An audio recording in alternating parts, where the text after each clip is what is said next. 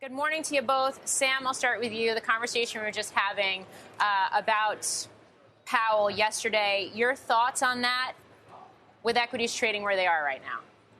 Sure. Good morning, Morgan. Well, certainly the market was anticipating him to be even more hawkish than he had been before, and that's why the market had been lower heading into his commentary.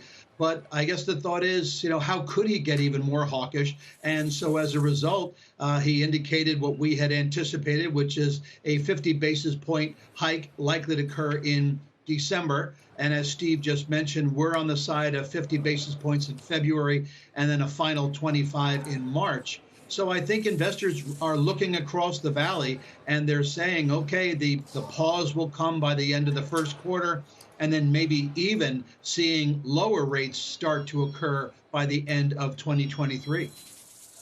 Okay. We're coming off of 2 months of gains, Sameer, here, and certainly the Dow at least. I realize we have further to go with the S&P and the NASDAQ, but the Dow at least is closing back in on potentially a new bull market. I wonder what you think of equities here and whether this is a time to buy or not.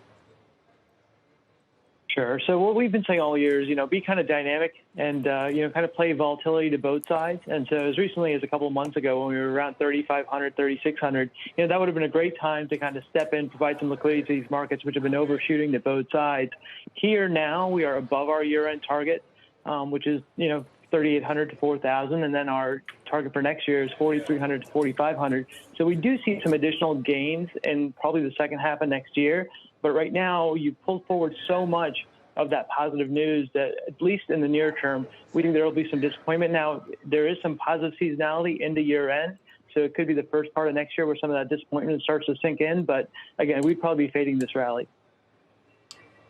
Sameer, I mean, it certainly seems as if that's what the market has been doing in recent months, which is at the low end of the range, it's sort of saying some kind of stagflationary, likely recession is in place. At the higher end of the range, you have a higher probability of a soft landing. Is there a lane into next year in which we say, look, we did the big valuation and rate reset in 2022. Nominal growth is still pretty healthy. Look at the consumer, personal income and spending numbers from today. Shows you a pretty healthy level of overall activity happening, and that somehow that could buffer earnings from a big decline in 2023.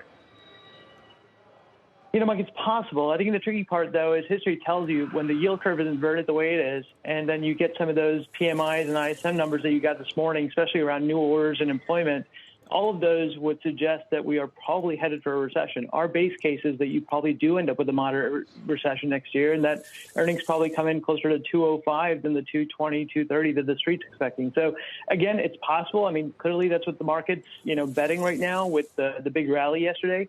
But it's really hard for us to see, that Goldilocks scenario playing out.